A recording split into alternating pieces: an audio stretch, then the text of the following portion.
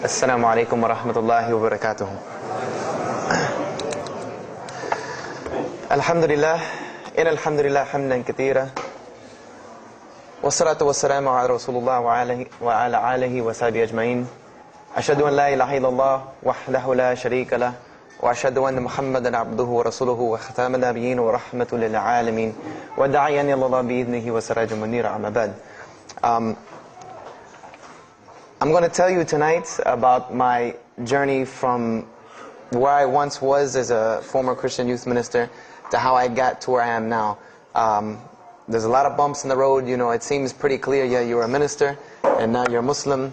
You know, but there's a little bit more to it, inshallah. So just bear with me, and hopefully you'll get something out of it. Because the point is, at the end, is I want you to get the message behind the story. Because if I was traveling around the country just to tell my story, then I would be wasting time. It's on YouTube. Anyone can go get it from anywhere in the world. So inshallah, we're going to begin at the beginning. I was born and raised in Greenville, South Carolina.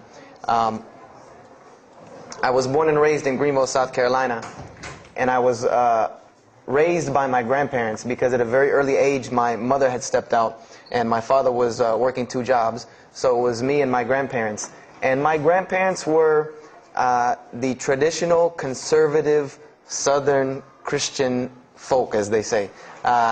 They were they were very, very conservative in their ideals and their ideologies, in their ways. You know, as you hear about, people being set in their ways. That was my grandparents. Like we did it this way, and this is the way you did it every single day, and that was it. And we were very religious in the sense that we went to church on Sundays, we went to church Sunday evenings, we went to church Wednesday.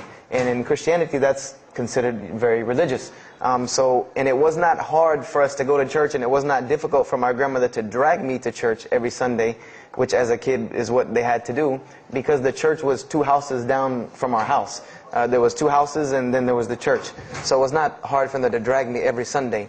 And I hated church as a kid because of the simple reason that, we were brought up United Methodist. And Methodist is, for any of you know, it's very traditional. It's not like you think about like screaming and shouting in church and all that. No, you listen to the preacher, you stand up and you sing, you sit back down, you listen to the preacher, you stand up and sing, you sit back down, listen to the preacher, and that's it. That's all that happens.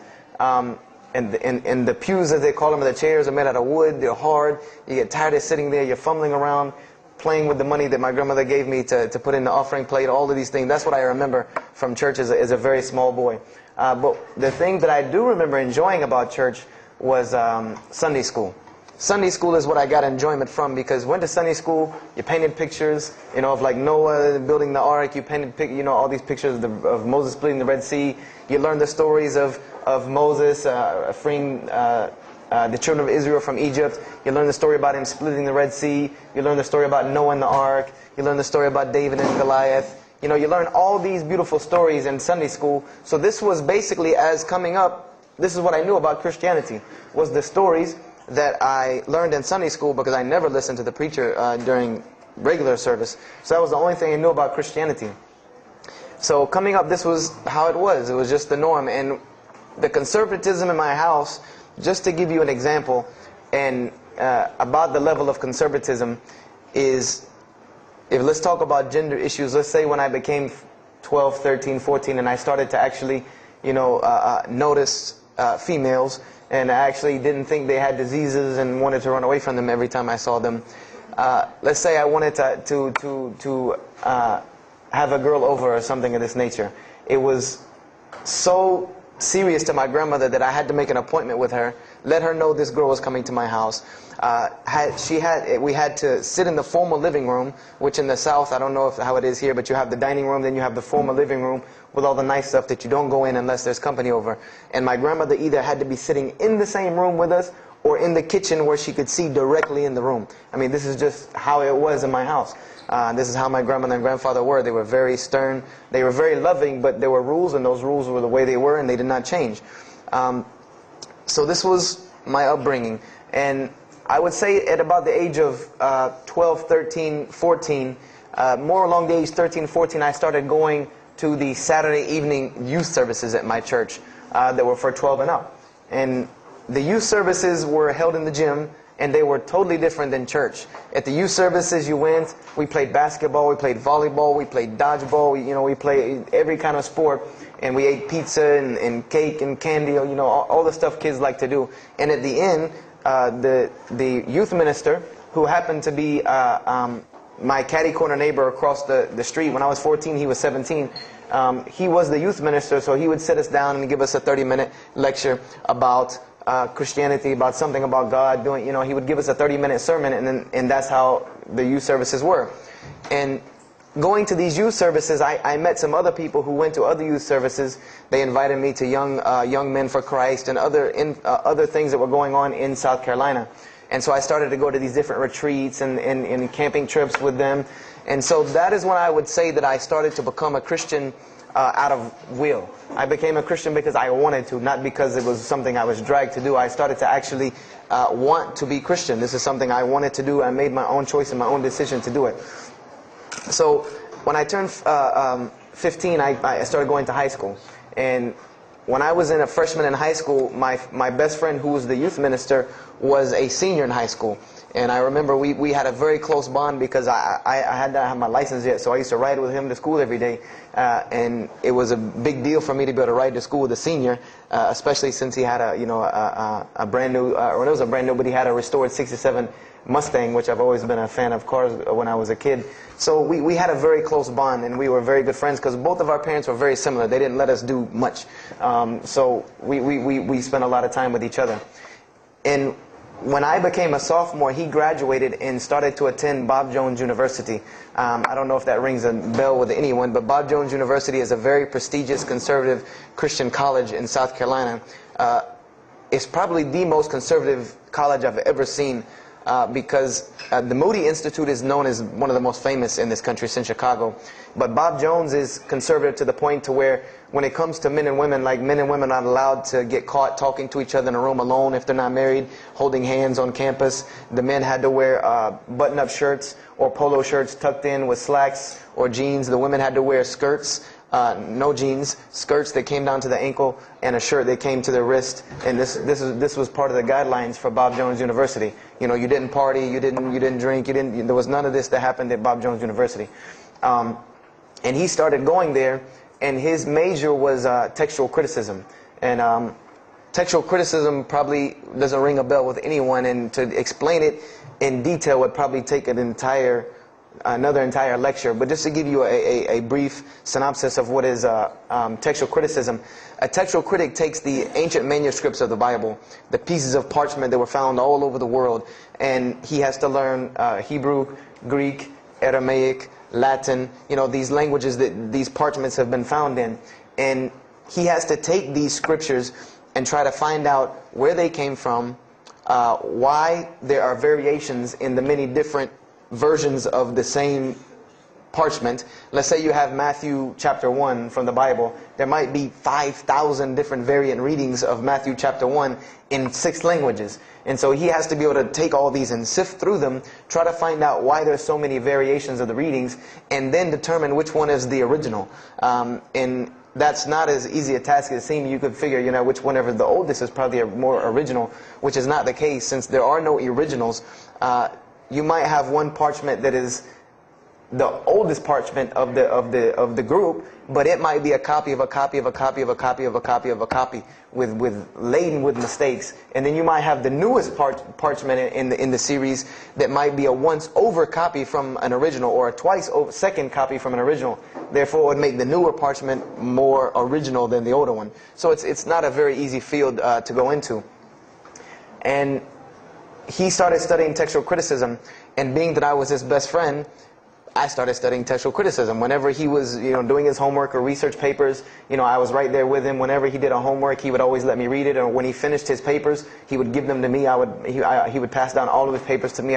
Every textbook, when he was done with it, he would give it to me. I started to learn a little bit of Greek, a little bit of Hebrew. So I became, started to become a layman's textual critic, and I applied to Bob Jones University in my sophomore year because it was a 3-year waiting process for Bob Jones. And when I turned 16, almost 17, my friend came to me one day and he asked me a question that I had never really even pondered upon. He asked me, he said, "Have you ever read the Bible?" And I said, no, in church. I mean, yeah, we've all read the Bible in church. You know, your parents make you open it up and look at it. And at the Bible studies I went to, Young Men for Christ, we did have Bible studies, and we'd read a few passages and talk for 2 hours about those few passages. But he's like, no, have you ever read it? You know, like you read a book beginning to end. I said, no, I don't know anybody that's read, nobody that I knew had ever read it, beginning Genesis 1:1 to the end. He said, but this is the inerrant Word of God, as we are taught. This is our instructions on earth. Why haven't we read it? You know, why have we not read this book? And I said, you know, that's a very good question. And he gave me a challenge. Well, it was basically a challenge for us both. He said, let us start with Genesis 1:1 and let's read the Bible and let's see what God says to us. Because this is the inerrant Word of God, inspired to men, for instructions for us. So let us see what God says to us. If God can talk to the preacher through this book, why can't He talk to me? I said, you're right. I said, that's very good. I had a lot of time on my hands. I wasn't really allowed to do much anyway after school, so I said, why not? Let's read the Bible. I was somewhat nerdy as a 14, 15-year-old, 16-year-old. So we started to read the Bible, and we decided to go from Genesis 1:1. And what we tried to do, this was the attempt that we made, was to not think of anything that we'd ever heard about Christianity, but to open the Bible, and let's say I just found this book in the desert, and read it and see what it says to me. Let it talk to us. So we started Genesis 1:1, and we started reading through the Bible. You know, we did some of it together, and most of it I did by myself, because I'm a very, very quick reader, so I decided to read a lot on my own. And as I was reading through the Bible, I started to notice the stories that I had heard in Sunday school. You know, you start reading Genesis, you read about Adam and Eve, we all know that story. You started reading about Deuteronomy, Exodus, you know, the stories of Moses, the story of Noah, the story of Lot and Abraham, and all these stories that I know. But I was surprisingly and astonishingly shocked by some of the stories that I read about these same people that I learned about in Sunday school. Just for instance, and this is a big testament to why Allah kept sending us prophets and why Islam was sent as a complete and perfected deen with the Quran. If you read about Noah in the Bible, there is the story about Noah saving humanity from the flood with an ark and all of that. There is this in the Bible. There's another aspect to the story of Noah that not many people know about unless they actually take time to open a Bible. This will not be preached from any pulpit anywhere. Is that the Bible says that Noah was an alcoholic. This is the Bible's portrayal of Noah, or Nuh alayhi salam, that he was an alcoholic, he was a drunkard. This is the word used in the Bible, that he was a man given to alcohol. And I'm a psychology major, and my field of specialty is mental illnesses, and alcoholism is one of those, is a mental illness. And I know from seeing alcoholism's effect on one of my close friends' parents, I know that someone who is truly addicted to alcohol, and if Noah lived for so long addicted to alcohol, he was seriously addicted to alcohol. It is hard for someone addicted to alcohol to hold down a 9-to-5 job working at McDonald's flipping hamburgers, much less construct an ark to save humanity from a flood that's never happened. So that stopped me for a moment in my tracks, and I said, Noah was an alcoholic. You know, and it bothered me for a minute, because I said, you know, things started popping in my mind like, if Noah was a drunkard, how did he know God was talking to him? Because, you know, I've seen some people, they're alcoholics, you know, you were just asleep in my dog's food bowl the other night drooling, and now you're telling me you were talking to God last night. You know, you know, to rationally, that would not make sense to me. That's like, you know, an alcoholic on the street coming to you and tell you God's talking to him. You know, he has no, this would give this man no validity. This man has no validity with anyone. So I didn't pay it too much attention. It caught me, but I said, you know what, I'm going to keep going, because there's one thing that you don't do in Christianity, and I'll tell you what it is in a minute when I started doing it. Then I came across the story of Lot, or Lut alayhi salam. And we all know the story of Sodom and Gomorrah in these stories, but there's another very twisted story in the Bible about Lot and his daughters. There's a story of Lot and his daughters in the Bible that says his daughters got him drunk one night and seduced him and committed incest with him. A'udhu billah.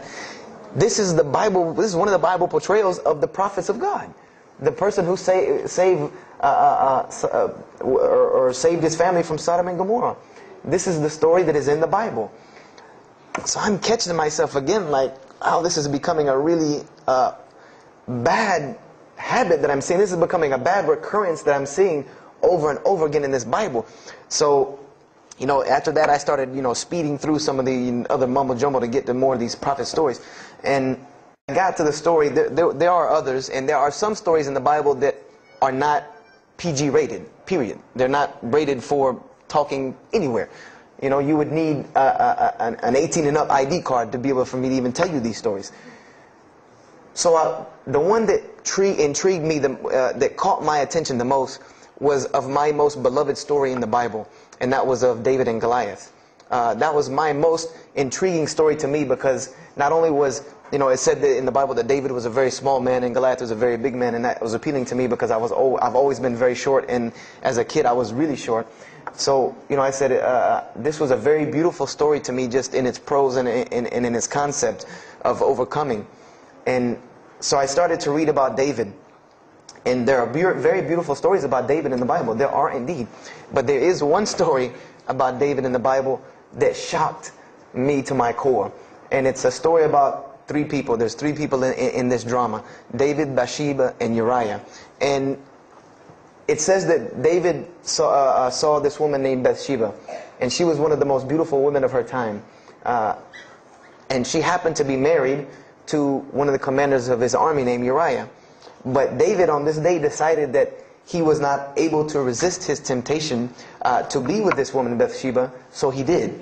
And he committed adultery with her.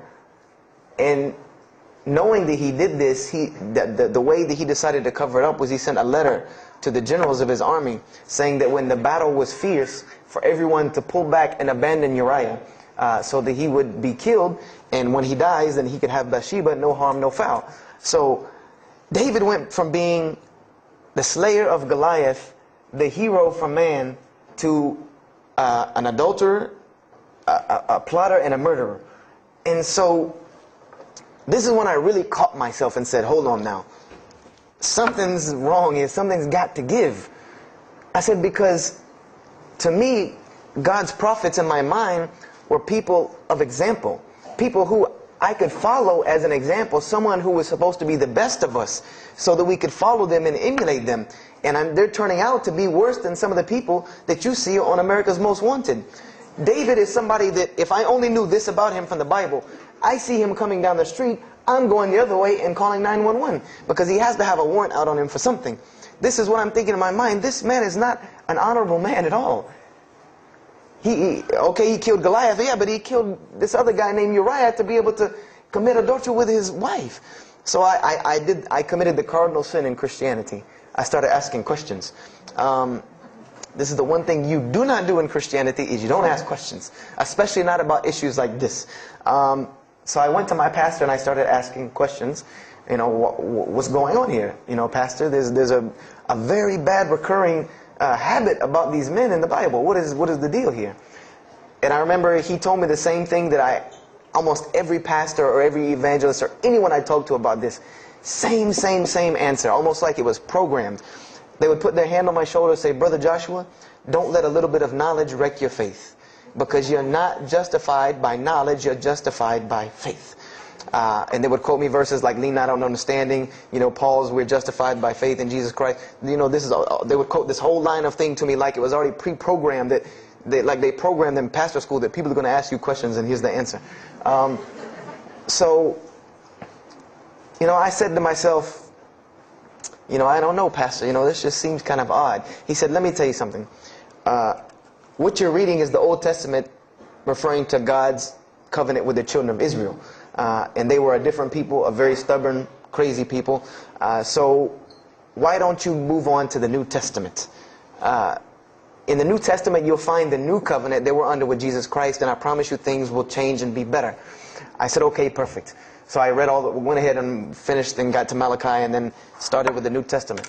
So I opened the New Testament. I said, here we go. Let's start all over again.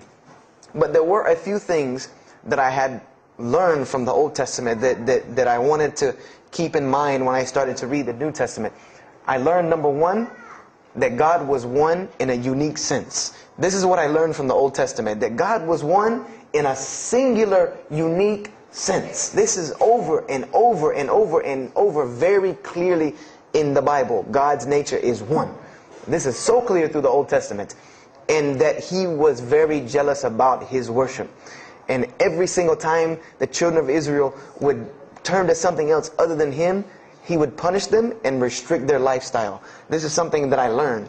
And it kind of, the similitude to me with how God dealt with the children of Israel was, and I hate to use this stark contrast, but it's almost as if one of us went out, God forbid, I hope not, and let's say we went out here and robbed a bank. You rob a bank, you're going to jail for a long time. And every day when you wake up, do you think that jail is going to look like the Hilton at LAX? No, I doubt it. It's probably dark, cold, bad food, orange jumpsuits, not nice people, the whole 9 yards. And the reason why this is, and I know this now from studying psychology, is that this is supposed to be a stark reminder every single day when this person wakes up that you are in jail. This is supposed to remind them every single day you're in jail because you committed a crime. And we run this, not you. This is the message that is being portrayed to this person in jail. So when the children of Israel kept rebelling against God, He restricted their lifestyle. If you study Judaic law now, it is some of the most strict religious law you can find. All of the good things that we enjoy as Muslims, even when it comes to dietary laws, like the good parts of the meat that we are allowed to eat, they can't have these things. These are things that are restricted from them. Why? Because Allah wanted to remind them every day that I am Allah. I am your God. You will worship me. I run this, not you. And I understood this from reading the Old Testament. This is a concept I had come across. So I started with the New Testament, Matthew, Mark, Luke, and John. And one other thing that I did when I started to read the Bible was, if you go to Barnes & Noble, let's say you go to Barnes & Noble and you take a book off the shelf. What is usually the first thing you look at? The title. Then the next thing, the author. You want to know the title and the author. What is the name of the book? Who wrote it? And if you do this test with every single book of the Bible, you get a title and no author. Author unknown.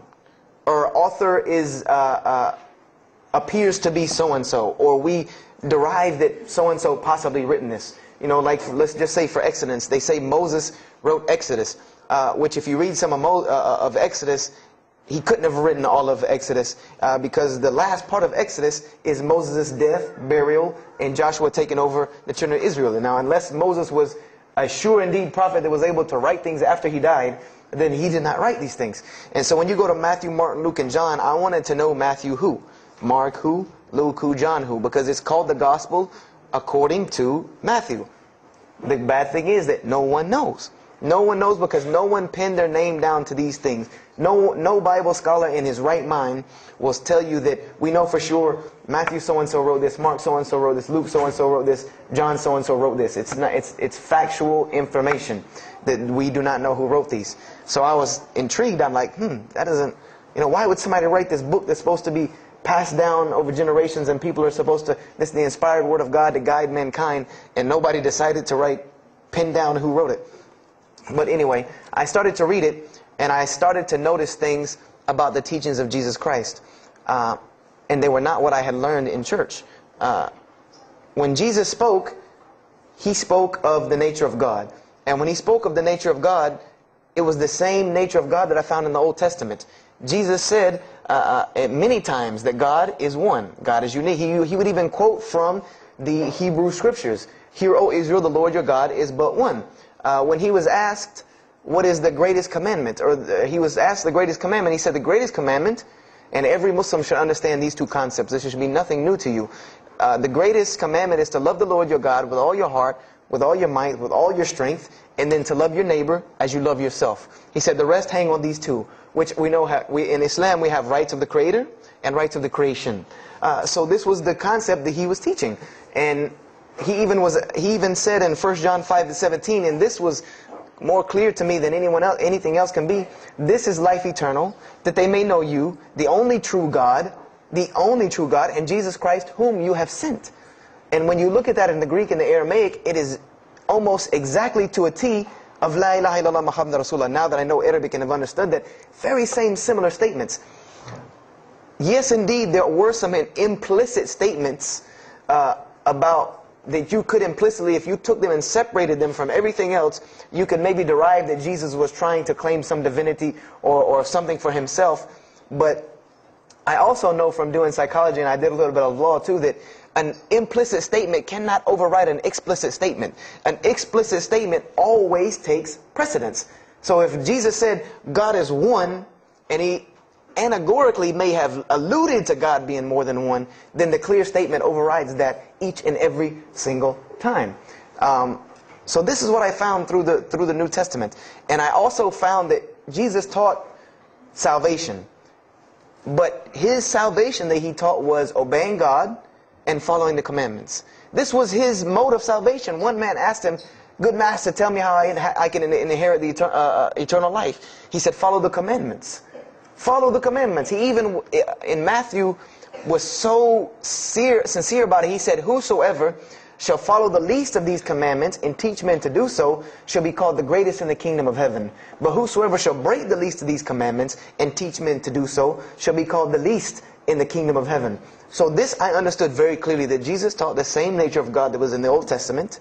He taught that the salvation lied in worshiping God and following the commandments. This I understood. Matthew, Mark, Luke, and John were very clear about this. You know, there were other things, the only begotten Son, you know, but these things were not in red letter, so I did not give them as much weight as what I did to the actual words that Jesus Christ was saying out of his own mouth. So I read Matthew, Mark, Luke, and John. All of it was saying the same to me. I said, and I was thinking to myself, this is not what I was taught about Christianity. You know, you're taught that God is 1 in 3, 3 in 1. You know, 1, 1, 1 equals 3. You know, Father, Son, Holy Spirit. Jesus died on your cross to forgive your sin. You know, and there was another thing that I noticed from the Old Testament, and this is a beautiful lesson to Muslims, because you're asked this all the time, especially when it comes to dawah. And I never put 2 and 2 together until I learned Islam and then read the Bible one more time. Is I wanted to know why the Jews wanted to crucify Jesus so bad. Why so bad? They could have just mobbed him anywhere and killed him on the street. It's not like he had clans like the Arabs that would have come and backed him up. I said, why didn't they just kill him? You know, why were they so strict and sincere to tell Pontius Pilate, you got to kill him and you need to sanction it? We can't do it, but you need to sanction it to kill him. And now I understand it. Was that Jesus had a mission, and that mission was to share God with the world. And Paul even kind of tells on himself in his book of Galatians as to why Jesus was meant to be crucified, or the Jews wanted to crucify him. Paul said that the crucifixion is the stumbling block for the Jews. And he explained in Galatians that Jesus Christ, and this is how he tried to roundabout explain it, was cursed for us, to remove us from the curse of Allah by taking this curse upon us. For it is written, and he quoted the Old Testament, everything that hangeth on a tree is cursed. So I went back and studied the Old Testament and Judaic law, and I realized that people who were crucified, that was considered a curse upon them. You had to do something pretty serious to get crucifixion, because it was considered a curse from God. It was part of their law that when someone is crucified, that person is cursed. So wherever they buried these criminals, like in the graveyards in Israel, in Jerusalem, in Palestine, where they buried these criminals that were crucified, this was considered cursed ground. This was considered ground that you didn't go on, and you did nothing here, because these people are cursed by God. So I started to put 2 and 2 together. That it's not that they wanted to kill Jesus, because they could have just killed him. They wanted to disprove who he was. This was their point, was to disprove who this man was. He said he's the Messiah. They wanted to disprove it, and they knew if you can crucify Jesus, he can't be the Messiah. He cannot be our Messiah if you can crucify him. And even if he is, if we can still force our crucifixion on him, then that'll detriment his message. So they understood this and knew this, and this is why they wanted to crucify him. And this is exactly why Allah saved him from it. Because everyone asks you, why did Allah save him from the crucifixion? Because you cannot crucify. That was part of his law that he came to fulfill, that he could not be cursed according to this law. He said, I have come to fulfill the law. To fulfill it. Therefore, he couldn't be cursed according to it. And this is why he went to the Garden of Gethsemane and asked God to remove this from him, because he knew how detrimental this was to his message of crucifixion. So I began to see all of these things. So I started to read. I got to the book of Acts and started to read the writings of Paul the Apostle. And things went from this to this. It went from one way to another way. It went completely flipped, turned around. The entire teachings went from obeying God, worshiping God, following the law, to worshiping Jesus Christ and abolishing the law completely. Paul even wrote to the Galatians, "Oh, you foolish Galatians, why are you still following this cursed law?" Jesus Christ came as a curse to remove us from the affliction of this curse. So I said to myself, but Jesus just said a few books before this that whosoever shall break the least of these commandments and teach men to do so shall be the least in the kingdom of heaven. And here you go, Paul preaching this gospel to abolish the law. So I even asked, what is going on here? So I started asking my pastor, and my pastor said, now you're getting into deep water. You know, now you're starting to question the New Testament. You really have some issues. You know, they even thought that I might be, you know, possessed and all kinds of things. So I had a very big conflict going on inside of me, and my friend took me to his textual critic teacher, his professor. And what this man told me probably wrecked my faith in Christianity. And I always say, I doubt he would be very happy me traveling around the world telling people that a Christian professor from Bob Jones University wrecked my faith in Christianity. But he did. Because what I asked him was, what happened to all these contradictions? You know, in the Old Testament there are many contradictions. If you study Hebrew language, you'll understand that when you read some of the Old Testament or the Torah, that there are some parts of the Torah that you can see is the most beautiful Arabic that you can see, the most beautiful Hebrew that you can see, just like when you read the Quran. It's very beautiful Hebrew. And then 2 chapters later, you'll see Hebrew that looks like a broken 3-year-old who is trying to scribble some Hebrew down. It looks very colloquial, very dialectic. You can tell it's not the same person speaking. So I went and asked him about all this stuff I saw. And he told me, he said, what you have is a book written by men over centuries and centuries and eons and eons. And he says, and this book started as an original that was copied and copied and copied, and somebody added a mistake, and somebody came behind him and corrected that mistake and added 2 of his own. Someone came and copied it and skipped a line and added a line where it wasn't supposed to be. And then someone else came and copied it and took it to his country, and in order for it to fit well with the doctrine they were teaching, he would cross out a dot here or cross out a word here or change a word here so that it would fit with the theological ideas of this part of the world. And he said, and after all these years, you have a book now that is compiled from all of this, written by the hands of men that still have men's fingerprints left on it. And that's what you have. You have an imperfect book that is only perfected through faith. This is exactly what he told me, that this book is perfected through faith. You cannot perfect it textually. It's not a textually perfect book. Those who believe in it by faith. And so I said, here we go again with this faith thing. You know, I said, God gave me a brain for a reason. If he did not want me to use it, he would remove this reason and logic part of my brain out and replace it with more faith. So, you know, and I was of the opinion, you know, as the saying goes, my grandmother didn't raise a fool. I'm no fool.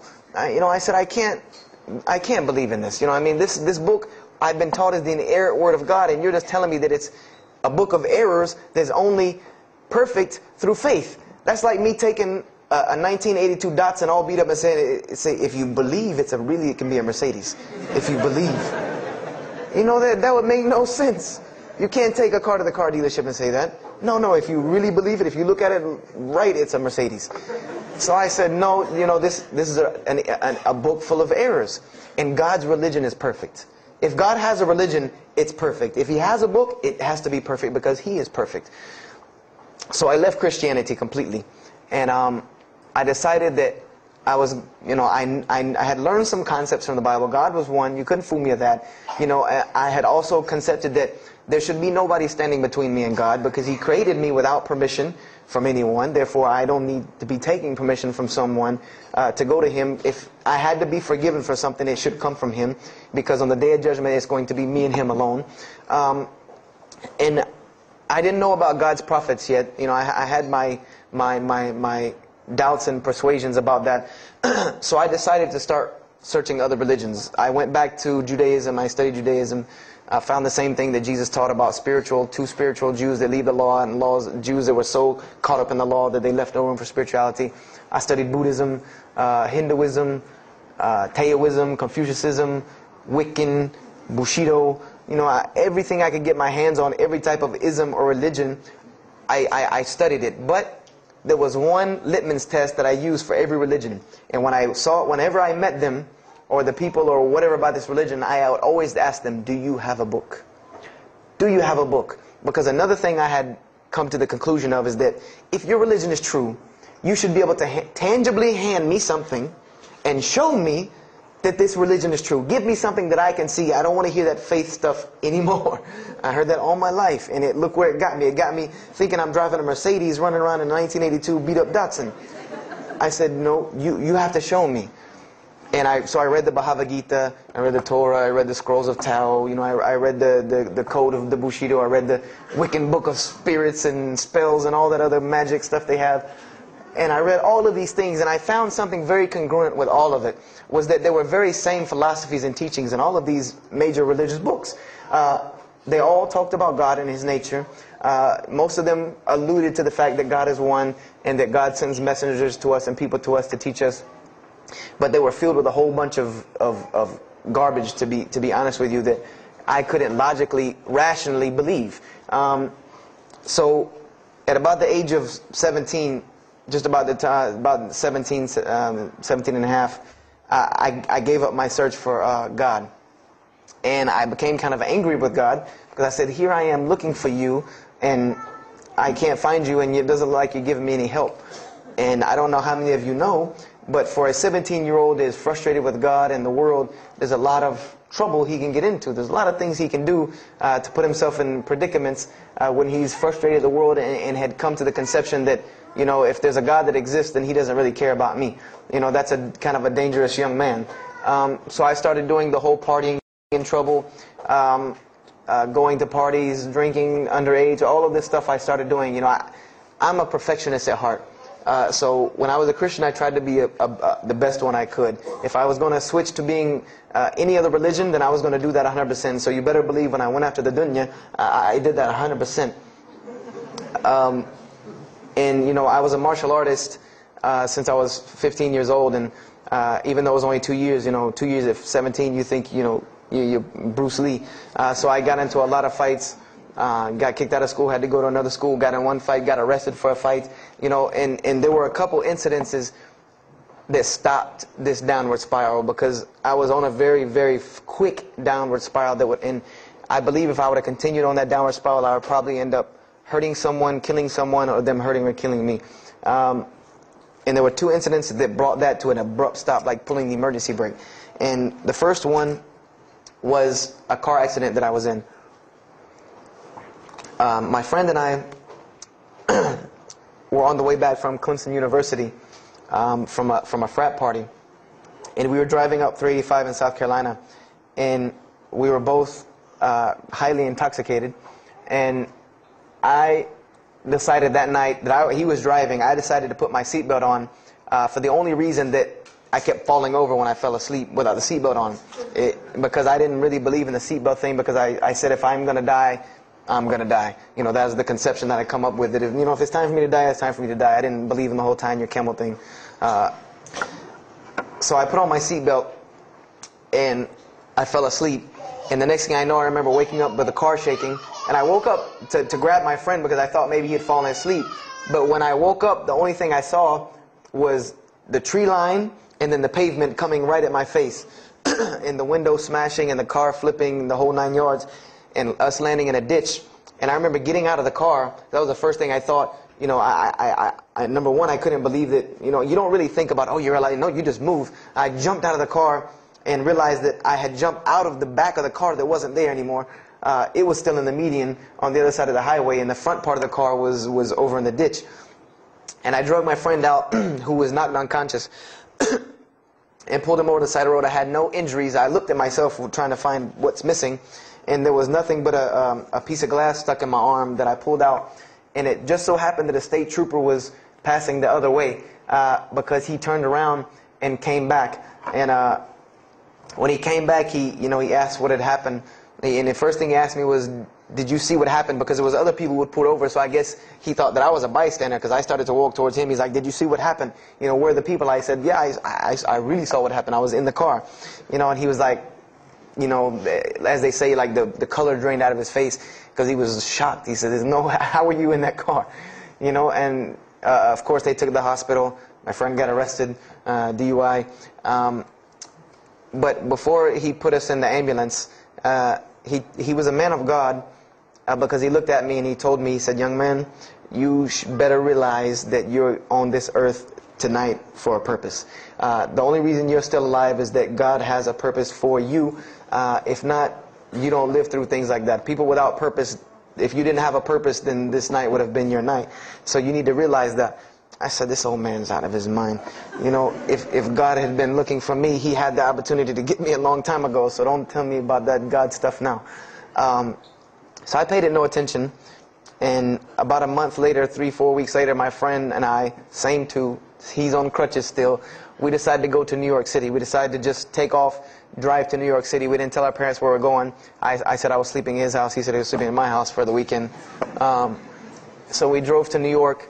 And in New York, I remember going to the ATM to get some money. And in New York, they have these ATMs where you have to go in the little glass room to get your money at ATM. I don't know if they have that here, or if any of you have been to New York.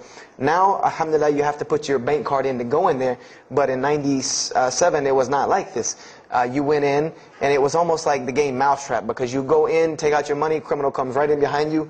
There's nowhere for you to go. You know, there's nowhere to run. So I went in, I took my money out of the ATM, and I heard the door open behind me. You know, so I turned around. You know, I thought somebody was coming in behind me, and there was a man who put a gun to my face. And he must have really, really, really, really needed this money, because he didn't ask me anything. He didn't say a single word. I just remember looking at the gun in my face and him pulling the trigger. And it was a revolver. And to this day, I'll never forget that image in my head of seeing that little spindle turn and hearing that very distinct click of a revolver. And it probably could have been like a .32 snub-nosed gun like this, but when it was in my face, it looked like one of those like cannons that you see on the movies. And I remember when he pulled the trigger, I didn't think anything. You don't think anything. You just blank. You just go into this like shock of blankness. And then a couple seconds later, thankfully I had been doing martial arts. That might have helped me overcome the fight or flight syndrome, because all I could think was, go! You know, like myself kicking myself, like, what are you doing? Go! So I bum rushed him. We went flying. He went flying. Money went flying. Gun went flying. And I took off and went to the hotel and didn't say anything to anybody. We went back to South Carolina the next day. And I didn't say anything because we weren't supposed to be in New York. My grandfather would have killed me. If that guy didn't kill me, my grandfather would have took care of it. So I didn't say anything until about a month or two later. You know, I kept having nightmares about this same incident. I kept having night terrors from this incident. And so I told my grandmother about it. And she told me the same thing that the officer had told me. She said, you know, you have to realize that God has a purpose for your life. You're here for a reason. People don't go through the things that you've been through and still walking on this earth without a reason, and you're pushing the limit. This is what she told me. You're pushing the limit, really. God has something for you, and He wants you to get it, but you're pushing it. And she didn't tell me to go back to Christianity and study my Bible. The only thing she told me was that God hasn't gone anywhere. You just have not looked in the right place yet. And so I decided to put myself back together. You know, the car wreck, the gun thing, the getting arrested for fighting, like all of that, like really made me stop really quick and think, that I need to get my stuff together. So I became an agnostic, someone who I believed in God with no form of religion. I prayed to God on the floor on my hands and knees, because this is how all the books of God, this is how the Bible, the Torah, the New Testament, the Bhagavad Gita, all of these scriptures that I ever read, they said that this is how the men of God prayed. And it was during this time that I did read one book about Islam in the public library, because I had never heard of Islam ever. But I remember I was looking in the religious section in the library at school, and there was a book about Islam, and or it was in the library, the public library, and I remember it was some title like "Why I'm Not a Muslim," or some, one of these titles that was propagandistic against Islam, but I had no idea. So I just took the book and I read it, and I remember it said that Muslims, M-O-S-L-E-M-S, and any of you knowing Arabic knows that's a very derogatory word. A Muslim is someone who oppresses someone else. That's a very quick sleight of the pen that was used in the past for a very real purpose. It said that Muslims were people who worshipped a moon god named Allah, who lived in a box in the desert in Saudi Arabia, and they were oppressive to women. I remember there was a whole chapter about how they could have 4 wives and as many as they want, actually, because they could marry 2, divorce 1, get 3 more. This whole, and it said that I remember the one thing that really caught my attention was the whole chapter on jihad, where it said that Muslims were allowed to kill non-Muslims at any time, at any place, without discretion, and it was an honorable act, and not only would they go to heaven before it, but they would get 70 virgins on the way. So I closed the book on Islam, put it back on the shelf, and marked off Islam off my little list of religions, and said thanks but no thanks, and if I ever see a Muslim, I am out. And I said I'm pretty safe in Greenville, South Carolina. I had never seen a Muslim ever. So I said, I don't have to worry about running into no Muslims, thank God. So, I started, just worshiping. I tried to just be a good person, pray to God, ask Him for guidance, try to be a genuinely good person. And I remember what changed is when I met a Muslim. I met a Muslim who I had met a couple of times at school. We had went to school together, and I knew him, but I never knew that he was Muslim. And there's a couple of reasons why I never known he was Muslim. Because he was African American, number one, and the book said that Muslims were Arabs. And number 2, I didn't know, I thought Muslims ran around, marrying as many women as they want and killing non-Muslims. I didn't know that they could also be part-time drug dealers. So I never knew that this guy was Muslim. I didn't put 2 and 2 together. So we were at his house one day, and me and my other friend, the one that I got into a lot of trouble with, I'm trying to keep him out of trouble now. We were at his house, and we were debating something about religion. I forget what even the topic was, but you had 2 teenagers thinking they know everything. And I was trying to explain something to him about the Bible. And that guy came in and was listening. He said, "Have you ever heard of Islam?" I said, "Yes, I've heard all about Islam." He was like, "Okay, so what do you think of it?" I said, "What do you mean what I think of it? That's probably the worst religion I've ever seen on the face of the planet." He's like, "Why?" And he's like, "I'm a Muslim." I was like, "Man, stop playing." You're an African American. He's like, "So?" I'm like, "The book said you guys were Arab. All the Muslims were Arabs." He was like, "What else did you read in the book?" And I told him. He was like, "Man, what in the, what have you been reading?" He's like, "You need to go to the mosque for Jummah." He's like, he told me, he said, "I'm not a good Muslim." This is what he said to me. He said, "I'm not a good Muslim. I'm not even going to try to front and say I'm a good Muslim." He said, "But I can guide you to some people that can tell you the real truth about Islam," because he knew about my story about wanting to find religion. And he said, "You need to go to the mosque for Jummah." And I said, What's Jummah?" He said, "It's just like church with no chairs." And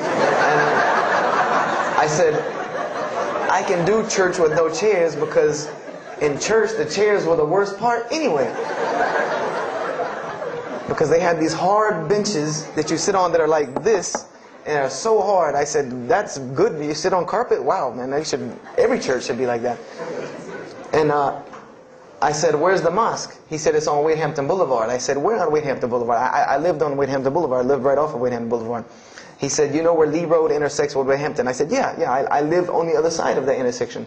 He said, it's right there. I said, no, it's not. There's nothing. There's a gas station or a church. He said, yeah, you know that church, the Evangelical Missionary Training Facility? I said, yeah, I used to take missionary classes there. He said, you know that building in the parking lot with the gold thing on top? I said, yeah, the gym? And he was like, no, that's the mosque. Because I had always thought it was the gym because it was in the same parking lot and it was just rectangular with 2 glass doors in the front. And you could literally walk in between the church and the masjid and touch them like this. Anyone doesn't believe me, go to Greenville, South Carolina, look at the masjid. You can almost touch both of them just like this. He said, yeah, it's right there. I said, I've never, at first I was shocked. Like, I've been living across the street from all these crazy Muslims all my life. I said, I never knew. And he told me to go to Jummah, and I asked him what time. He said he would meet me there at 1 o'clock in the afternoon on Friday. So I said, okay. I went on Friday, and I'm waiting outside for him. I'm not going inside. That's not happening. And I'm seeing all these people going in. And at this time, it was a predominantly Indo-Paki Arab masjid. Anyone who went in was not American, period. And I did not see even one African-American going there. And I did see one, and then when he went in, I heard him talking in a dialect that I realized he was probably from Africa. So I said, he's not American. So I'm not going. I'm waiting, and I'm standing outside, sitting on the church steps, and the imam pulls up and parks right in front of me, who I had no idea he was the imam. But he got out, and he asked me, am I waiting for someone, this, that, and the other? And I explained to him. He said, oh, yeah, we know this brother. You don't see him that much, but we know who he is. He said, I'm glad you came. He was a very, very nice, gentle young man. And he invited me into the mosque, and I kind of wanted to wait on my friend, but I didn't want, at the same time, I didn't want to tell this man I don't want to go in. So I went in, and they put me in the back and gave me a chair anyway. And I said, I came to sit on the floor. And they gave me a chair anyway, and all of these people are piled up in front of me. And there's no Americans here. And I'm starting to wonder, if this is a setup, because it's starting to smell like a setup to me. Because in my mind, I'm like, you've been set up before, and this seems kind of like this. So, and I'm starting to think in my head, scenarios, a young mind at play.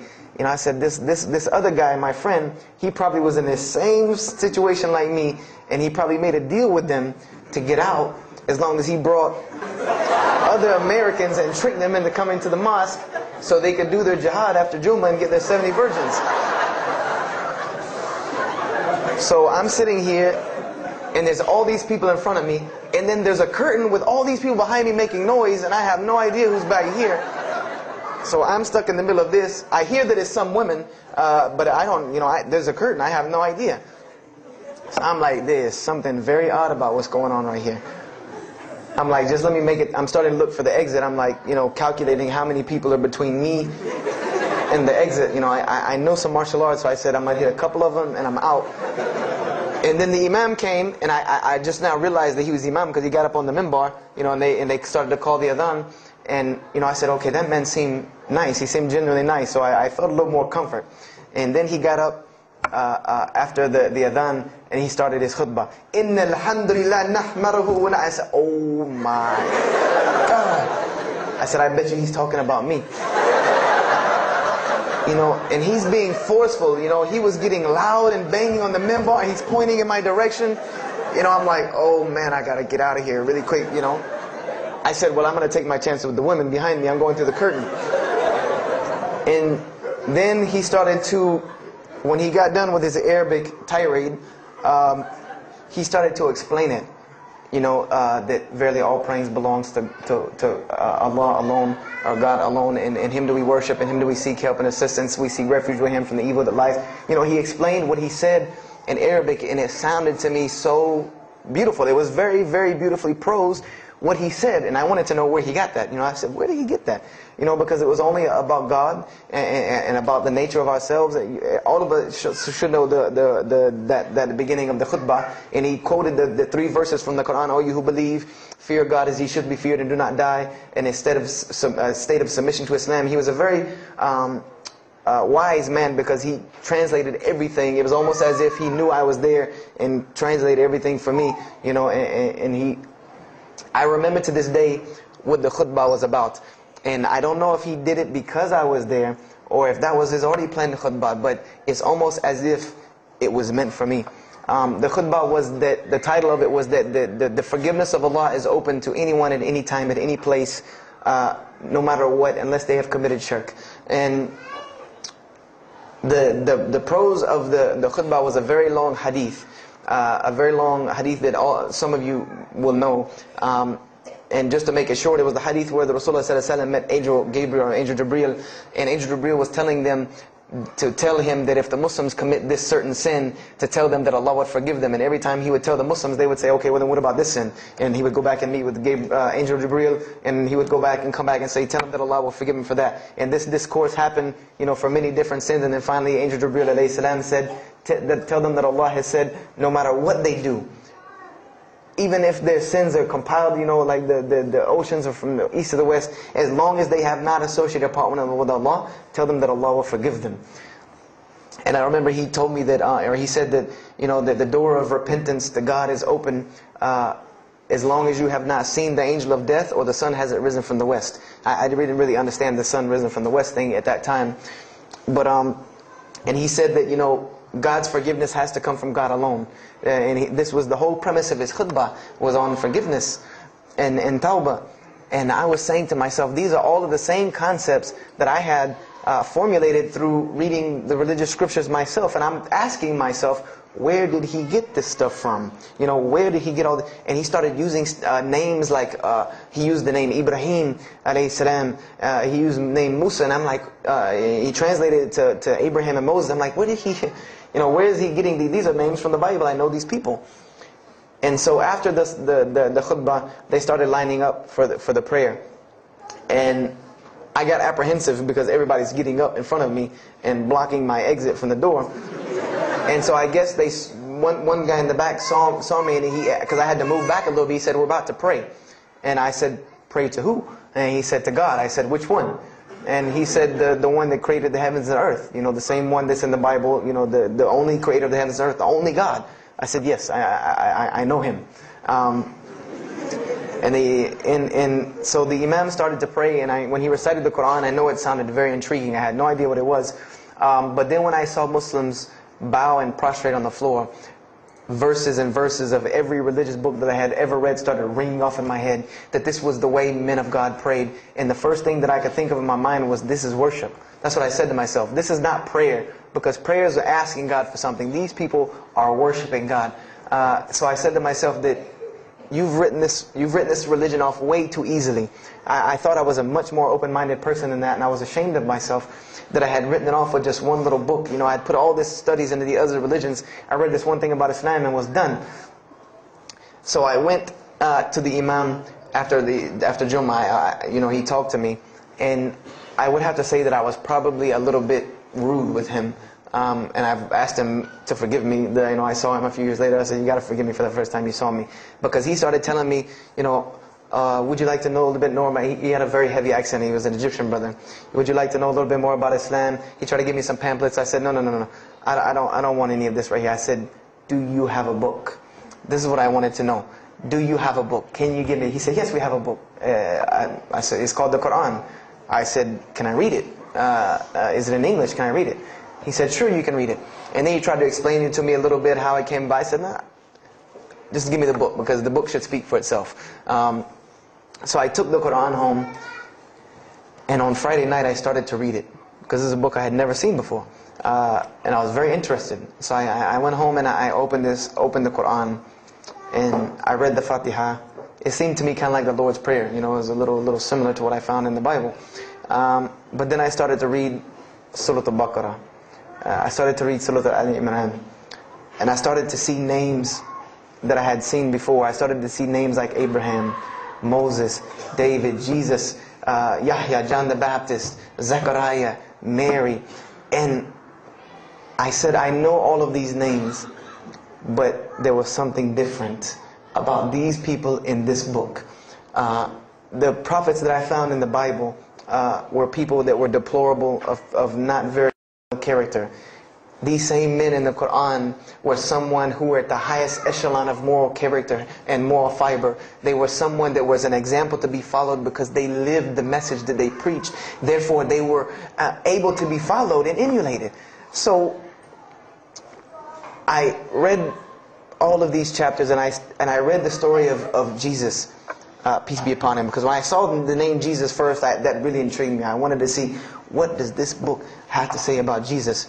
And I read the story in Ali Imran, and I read the story in Surah Al-Maryam. And it was more beautiful than anything I had ever read in the New Testament, or any nativity story that I had ever heard. It was more beautiful than that, times 10. I remember the only thing that I could capture in my mind was the miracle of how, because in the Bible you never really figure out the conflict of how Mary gets over this finger pointing at her about her coming with a baby and she's not married. There's no real end to that. There's no real defense for her from this in the New Testament. But the Quran is so explicit and so clear that Jesus' first miracle was to speak from the womb, to speak as a baby and defend the honor of his mother. Something that you cannot deny. Something that you cannot deny about her, who Mary was, when you have this baby speaking on her behalf. So, I would say I read the Quran entirely in 3 days. But that first night, after I had made it through Surah Al-Imran, my heart was already given to this book. I didn't know what it meant to be a Muslim. I didn't know how to be a Muslim. I didn't even know what that meant. But I knew that whoever it was that followed this book, I wanted to be like these people. I wanted to be like the people that I read about in this book. These were people I could follow. These were prophets. This was a book of guidance. And this was something that the book is calling and appealing to me. That if you don't believe in this book, you never see that. I've never seen this in any other scripture. The direct challenges that are in the Quran, that if you don't believe this book is true, put it to the test. Put it to the test. And this was something that was so astounding to me, that God is telling you over and over again, if you don't believe this is the truth, test it. Bring me something else like it. Test it. Put it to test. If it was written, if there was more than, all of the analogies about God, everything was so logical, so rational, so reasonable in my mind, that it was like 2 + 2 = 4, and that was it. There was no 1 + 1 + 1 = 3, egg, yolk, water, fight. There was none of that foolishness. The Quran was very direct and very straightforward in its teachings. So I gave my heart to Islam that night in my living room, reading the Quran, and I cried and cried, that I had been looking for the truth all this time, had searched all this way, and it was right across the street from my house. And so I went back on Monday to accept Islam and ask these Muslims where in the world they've been all this time, and I go ready to go in there and do my thing, and I go and the masjid is locked. And because they only came on Fridays and for Isha during that time, and I didn't know. So I said, okay, I guess I have to come back on Friday, because every time I passed by the masjid after that, it was always locked. So I came back on Friday and I took my shahada, and as they say, the rest is history. But I don't travel around the world, and this was in December of 1998. I don't travel around the country and the world telling my story, just for the entertainment value. Even though I've been told it does have some entertainment value, I don't tell it for that person for sure. If that was the only reason, then you could just get it off of YouTube and it was the same exact story. I'm going to finish with this, and I hope you can give me 10 more minutes, inshallah, to tell you why I go around telling my story.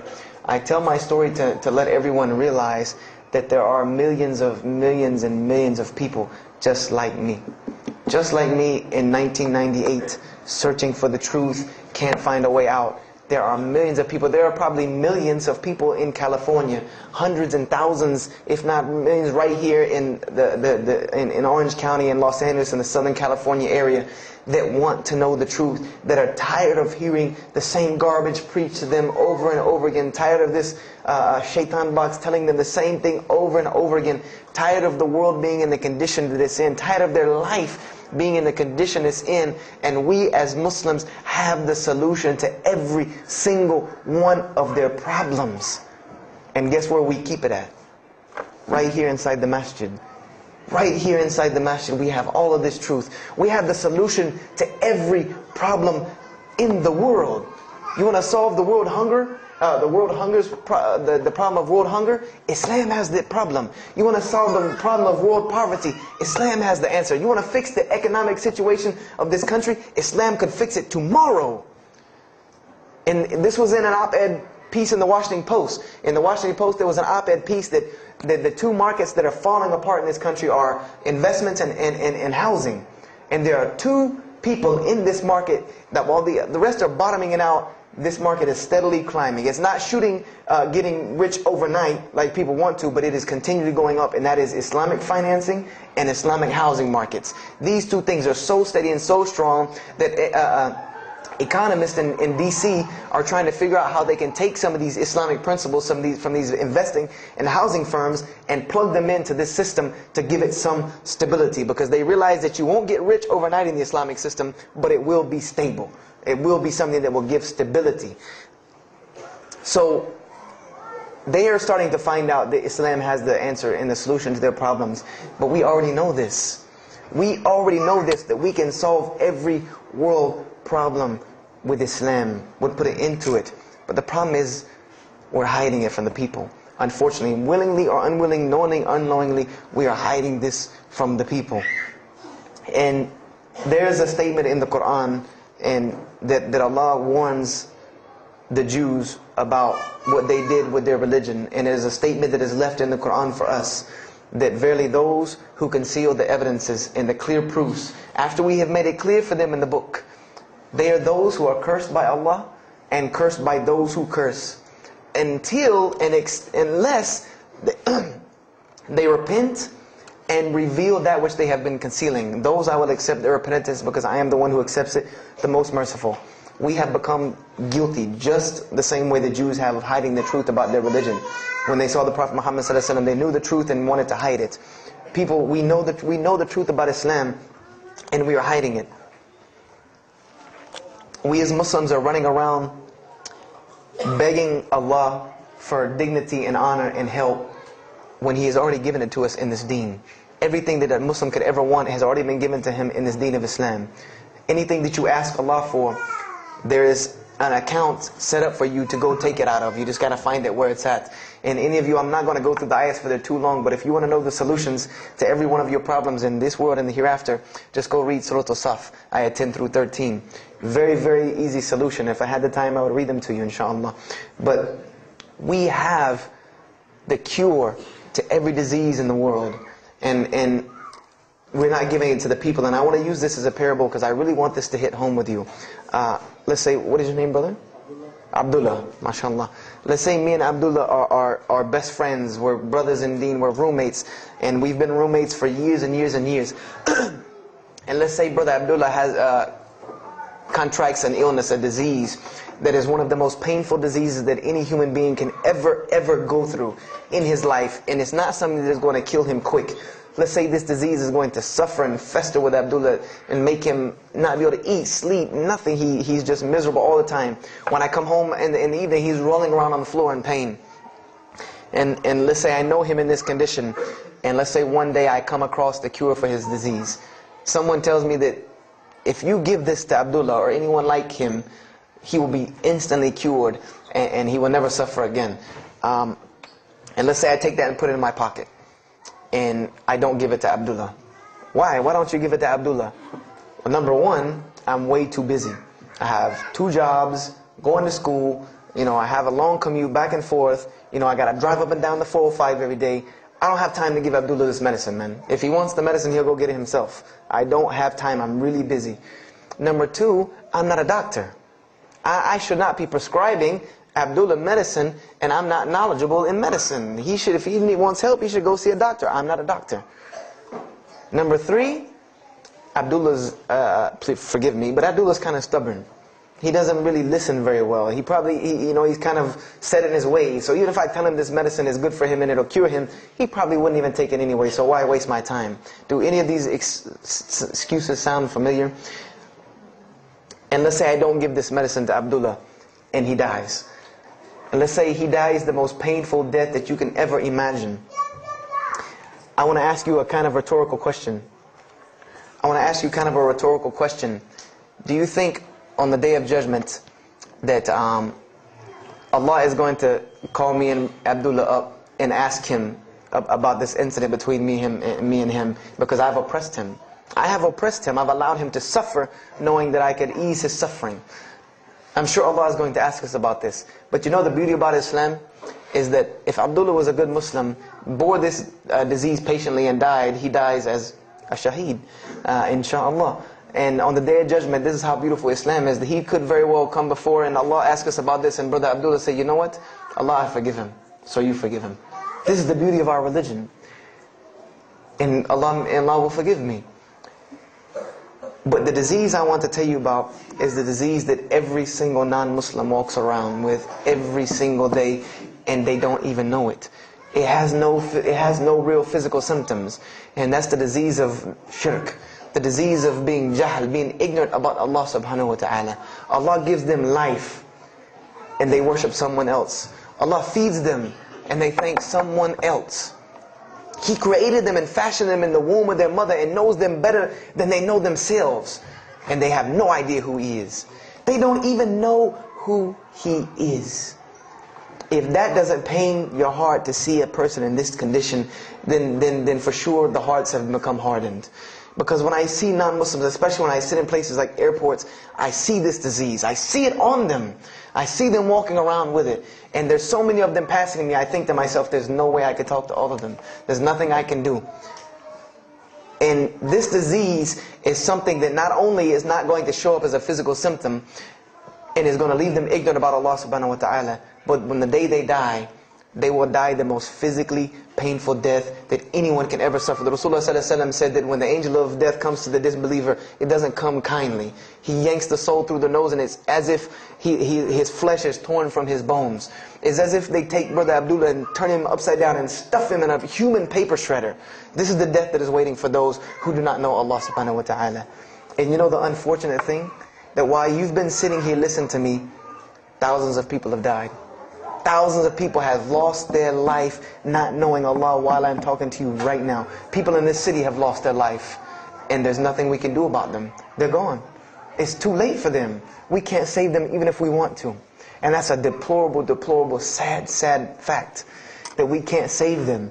But there are many, many, many, many who we can save. And that all that takes is us taking this light of Islam we have and showing it to the world. There's a statement in the Bible, and I finish with this. Whether Jesus alayhi salam said this or not doesn't matter, because this statement is one of the most profound statements that has been somewhat of a focus for me in my mission of da'wah. It is said that no one would bring a candle into his home and then place a bucket on top of it, because then no one would benefit from the light. No, if someone would bring a candle in their home, they would set it on the table in the middle of the room so that everyone could benefit from this light. And unfortunately, the Muslims of this generation, we are a bunch of candles with buckets on top of it. No one can see our light. No one can see the beauty of Islam. And believe me, if you don't see it, believe me, take it from someone who was once standing on the outside looking through the window at that light. It is one of the most beautiful things you can ever lay your eyes on. It is a treasure to be found of treasures. And everyone else can see this, and they will see this if we show it to them. If we allow Islam to be Islam. If we start becoming Muslims, meaning that the best form of da'wah that you can do to this world is very, very simple. It's not complex. It doesn't take a 10-hour workshop, even though some of the details do. But if you want to know the way, the best way to do da'wah is for Muslims to be Muslims.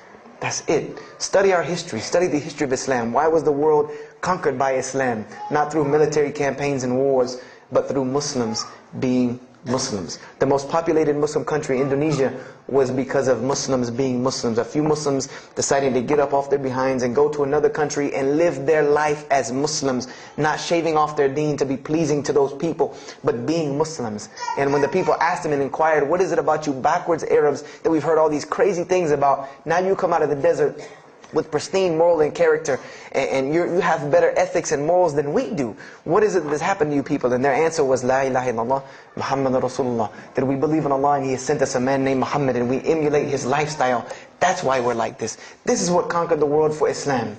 This is what conquered people's hearts for Islam. Was the truth and the beauty of it and its simplicity of its message. This is what brought me, and this is what the world needs.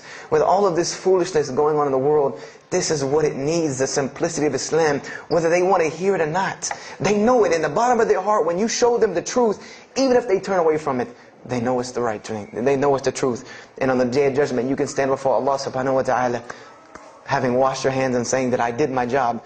And I finished just one more thing. I finished with this. If you don't believe this is important, if you don't believe this is one of the most important things you can do as a Muslim, then the last statement of Prophet Muhammad ﷺ to the Muslims as a whole, he gave his farewell sermon.